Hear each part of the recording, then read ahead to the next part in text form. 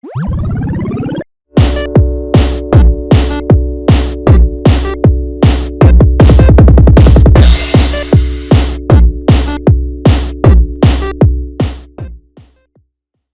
everyone.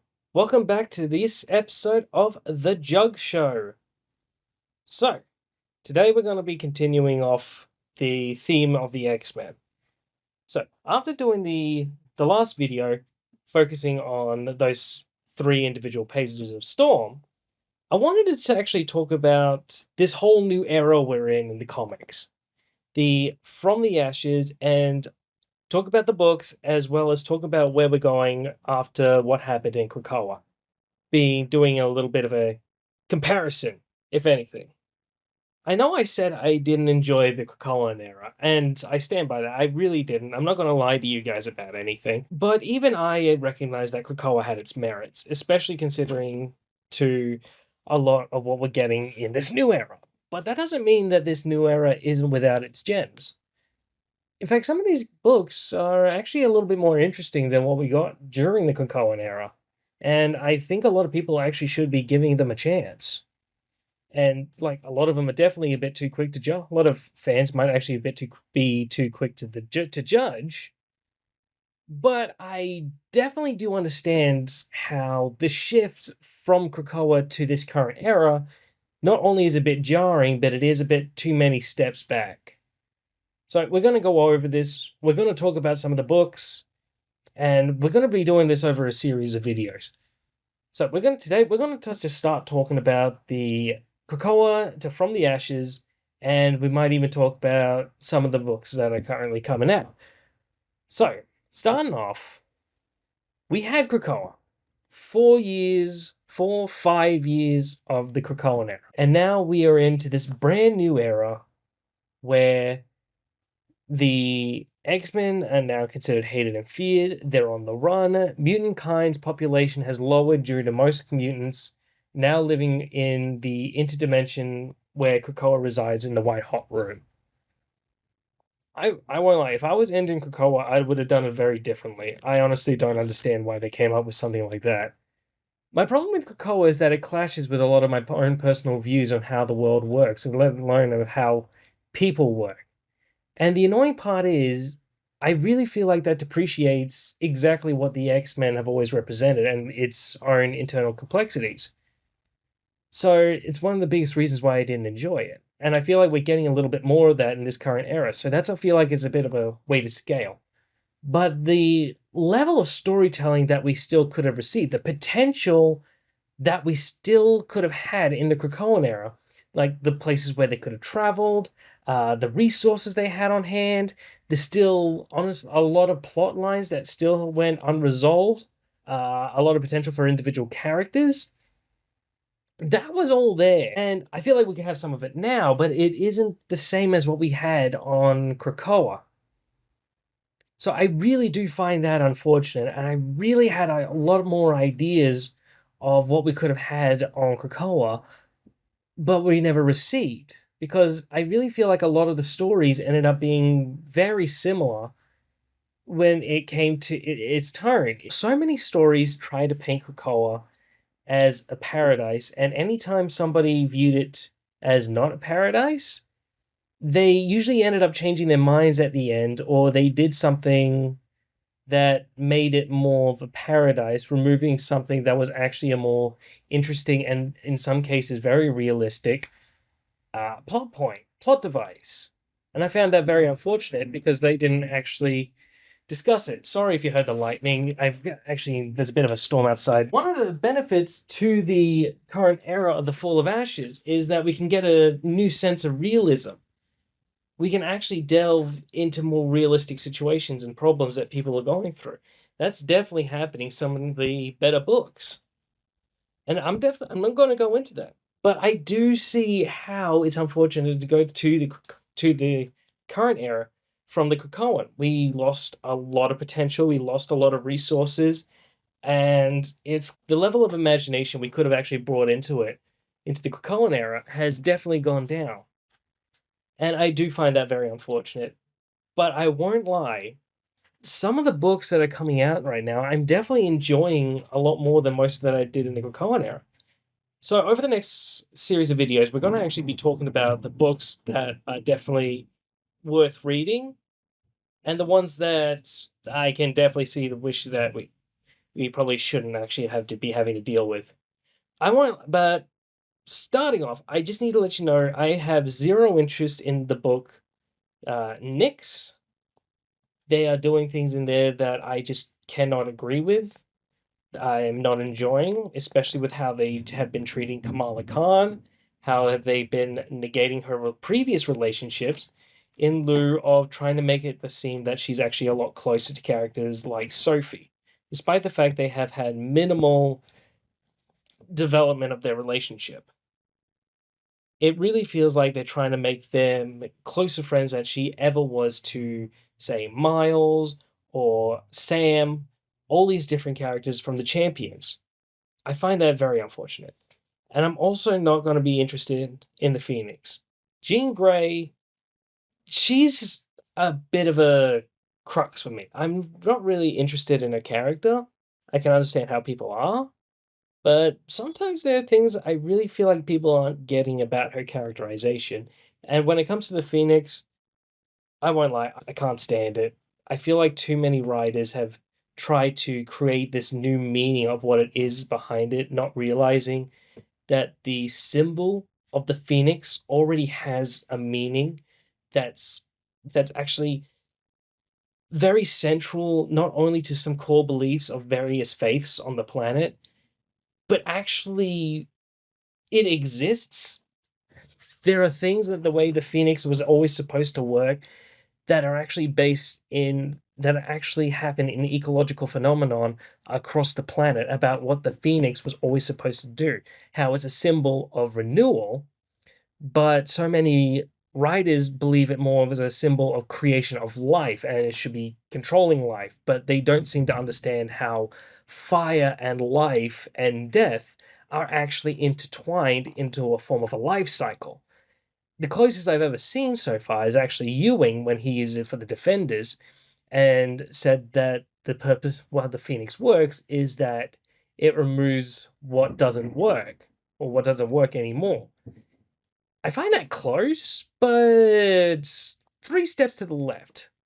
I find that how it's supposed to work is that it's supposed to burn away the old so the new can form. Because that's how it works. That's how it's always worked. That's how bushfires and indigenous cultural burns actually aid the ecology and the environment because we even have plant life that will not actually drop its seeds unless it's exposed to high temperatures. So it's developed around the bushfires, around fire, and how the soil becomes more fertile after the fires too. So that's how the phoenix is supposed to work. It's not meant to be used to saving lives. It's not meant to be used for creating life. It's meant to be toiling the soil so life can continue. The life cycle can start. It can renew.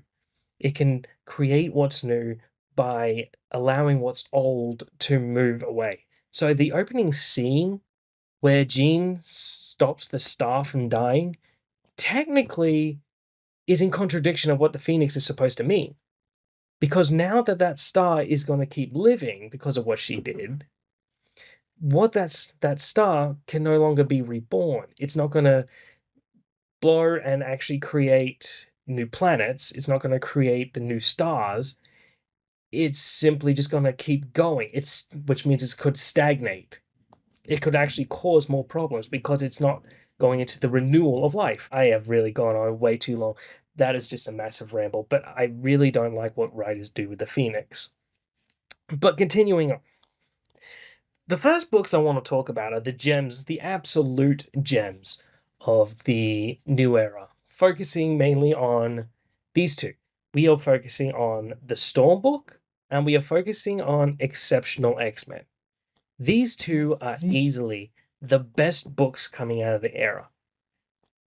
I remember when I sat down to read Exceptional, I was already excited for viewing, knowing what she already did on Black Panther. And the thing when it came to the Black Panther comic, that was just coming off one of its most disdained runs. Very few people enjoyed what John Ridley was writing, especially how he treated the character. So when Eve Ewing came in, introduced Vernon T'Chaka, and also introduced the new character Baisha, everyone was just shocked. I was shocked. And the book was amazing and definitely cancelled way before its time. So when I saw that she was writing exceptional, especially Kitty Pryde, I was very excited. And I really feel like that excitement paid off. Because when the book started and it showed Kitty feeling all of her anxiety, feeling all these negative emotions, and even doom scrolling, I felt very seen because I was doing something very similar to what she was doing just even a few months ago after some parts of my life hit really hard times. So this felt like one of the most grounded of the books. This one's very based in reality because of how she's treating the character and how she intends to aid in Kitty's healing by introducing the character Bronze as well as Axo and Melee. I feel like Bronze is going to be the one that's going to be the most aid in Kitty's healing because of the optimism she has. You can almost say that the three new mutants that she's training represents different aspects of who Kitty was before the Krakoan era.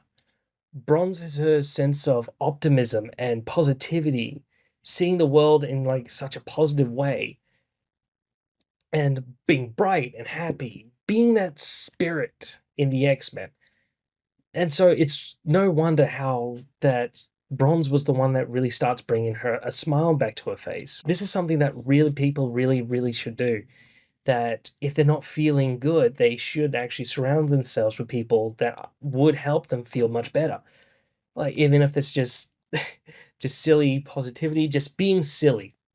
There's nothing wrong if people tell you that something you're doing that makes you feel good might seem a bit immature or just silly or like it's not something quote adults do unquote. Get rid of them. They're not helping you. The idea of this individual mutant bringing a smile back to Kitty's face is so good. It's so grounded in reality that I love it so much, and I can just see it actually happening. And it's really actually going back to the basis of Kitty and Emma Frost's relationship. During the Krakoan era, I really found the basis of their relationship being so positive really against what they always were. And I really feel like it was more just the writers that liked Emma. They just felt like this was a natural development. I personally do not, because I feel like it's one of the biggest problems of Krakoa, the treatment of Kitty Pryde. It felt like especially in the first Marauders, it felt like she was more or less just Emma's enforcer. So I actually thought there was going to be a lot more contention between them as the story went on, but it didn't. So Emma and Kitty having contention again feels a lot more appropriate, especially when it comes to training these three mutants. So I've always felt that Emma and Kitty were two sides of a coin, where Kitty always represented a sense of positivity, Emma represents cynicism. So that's how I feel this is going to go. And as time goes on, these mutants are going to have to make these new mutants, they're going to have to make their choice. I believe there's going to be a lot of arguing. I think there's going to be a lot of fighting between Emma and Kitty. And as time goes on, Kitty is going to heal a lot more and more. She's going to regain that sense of positivity she's lost. She's going to regain her mental stability. And she's actually probably going to find herself in a much better place thanks to being able to train. And I really hope that Eve recognizes the fact that Kitty is more than just even the leader or just this capable fighter that I felt like was being pushed forward the entirety of the Krakoan era. Kitty Pryde is a very intelligent scientist as well as had political aspirations in the past, so I felt like she was very mistreated during the Krakoan era. The fact that she had to share her own individual comic when it came to the Immortal X-Men series, where every member of the Quiet Council received their own book, and she had to share hers with Sinister, I felt like it was a big mistake. This is the only one in the room that has ever had proper political aspirations to create change. And they pushed it to the wayside. She was more there to support other characters. So I really feel like this era is actually going to benefit Kitty, and I am really looking forward more to these three new mutants. I really think, see, Bronze is definitely representing of a Bronze is almost this new kind of personality to comics. We've rarely seen characters that have this bright and bubbly personality, and usually by this point they probably would have lost it somehow. They feel like they have to take the world seriously, or maybe somebody is going to try and beat it out of them. I don't think Bronze is going to lose that, thanks to both Kitty and her grandmother, and I'm really looking forward to more about her. So far, the closest we've had to a character like this is Gabby Kinney. And while Gabby is definitely a ball of positivity, she wasn't she wasn't sunshine and rainbows like Bronze is. So I'm really looking forward to where this book is going to go.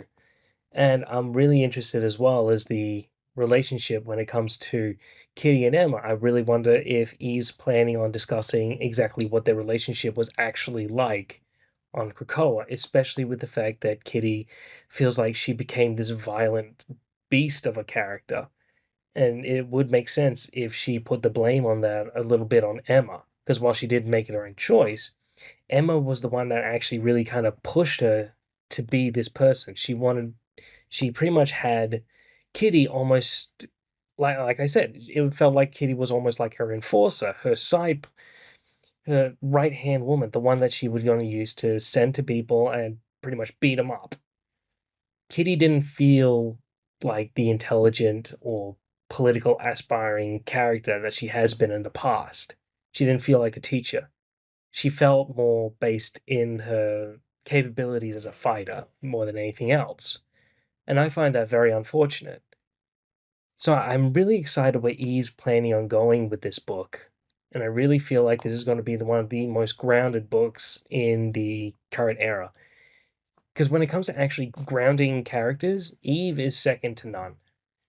She really can actually put forward the humanity of characters, and I'm really looking forward to seeing where that goes. And of course, the other gem is Storm. So when it comes to Storm, she was already coming from a high place. With X-Men Red, I did feel like there were a few issues that people don't see, but it was definitely good for Storm. Really put forward her, like how powerful she is, her as a capable leader, and how she was able to help renew the culture. But I really do feel like Red has a lot of shortcomings, especially compared to Mirewa's current Storm book. In a way, like if I was just to say, like the one, like if I was to just really point out the difference, I feel like the Storm book that we're getting now has more of a sense of mysticism and mystery than Ewing's Red. Ewing X-Men Red really felt it was very direct, it was very base, and it was very based in the idea of strength. And I get that, especially for the Iraqans. But given the fact the Iraqans are also a culture that are thousands and thousands of years old and have connection to old humanity, I really feel like he didn't play in how old they are very well and how they could have been connected to Earth and that was thousands of years old. I feel like that was a missed opportunity, and I'm not feeling we're going to get that kind of treatment from Storm. I feel like Storm could easily go into how old Storm's bloodline is, and how old her and how ancient her magical potential really is. There's a sense of nature in it. It's a very different book, despite the fact it's the same character. Both are putting very big respect to her, and I actually am preferring Storm massively because it feels like I said, there's a sense of mystery to it, and I think if you're gonna use a character like Storm, you have to create a sense, an air of mystery around it. She's very powerful. Like, she's already very powerful, so putting her into a story about strength, it's understandable in a way why some people felt like she was OP in the story. The fact is, Storm being as capable and as powerful as she is, taking on characters like that, they weren't exactly on her level. A lot of the characters in the books weren't really on her level, so Murray was going in a bit of a different direction.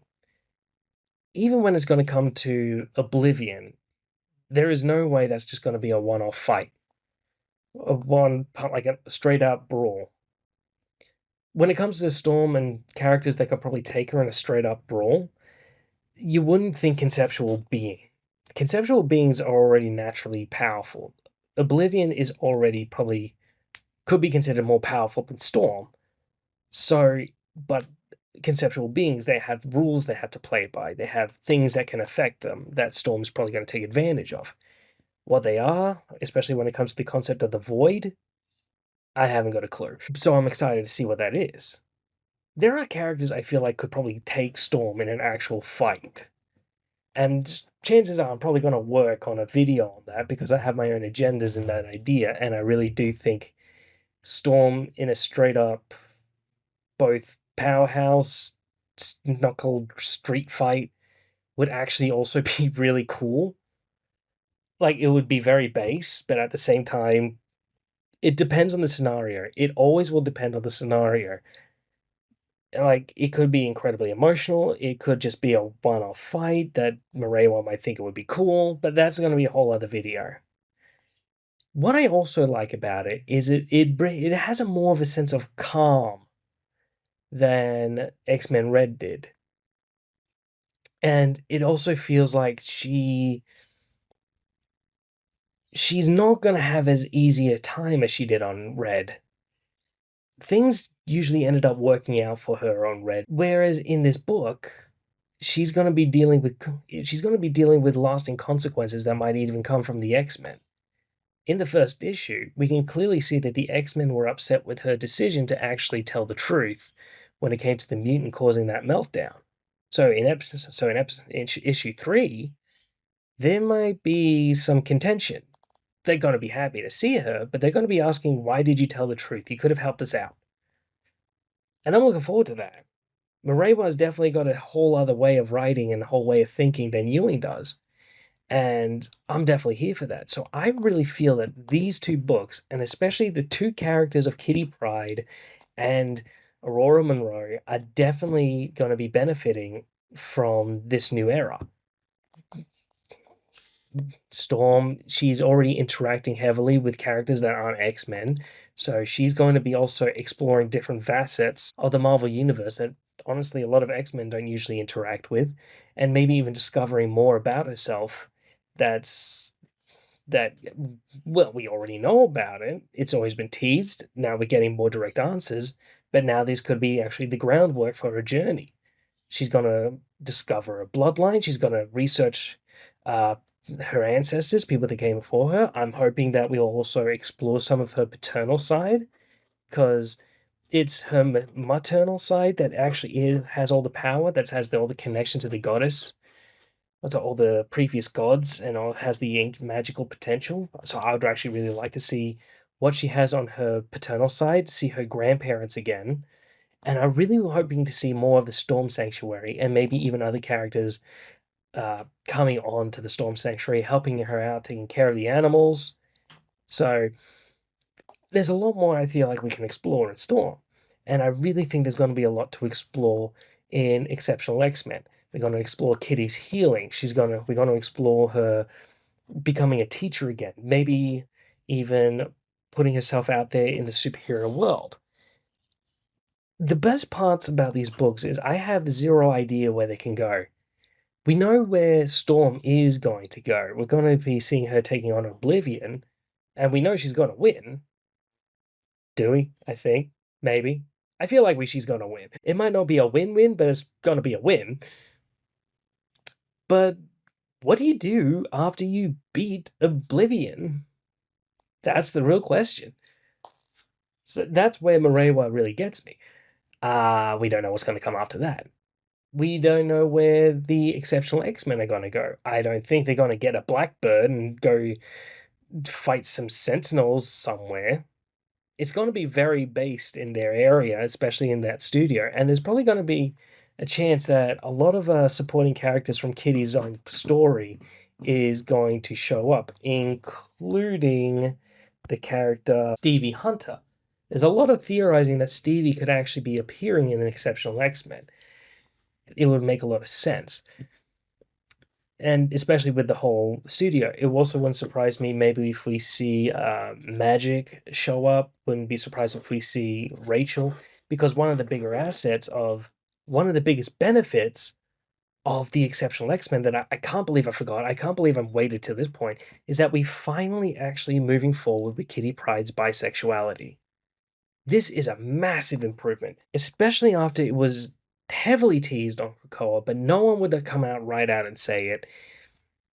Especially after what Duggan did, I definitely feel Eve Ewing is a much better writer for Kitty Pryde than Duggan ever was.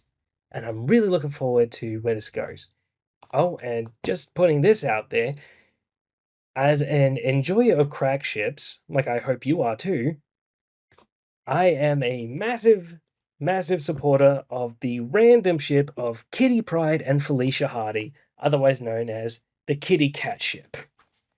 Come on, with a name like that, you have to be on board at least a little. These two characters of Kitty Pryde and Storm are definitely benefiting from this new era. Because while Storm was definitely at a high point in X-Men Red, I feel like Marewa and what he has planned is definitely a better idea for her, especially going forward.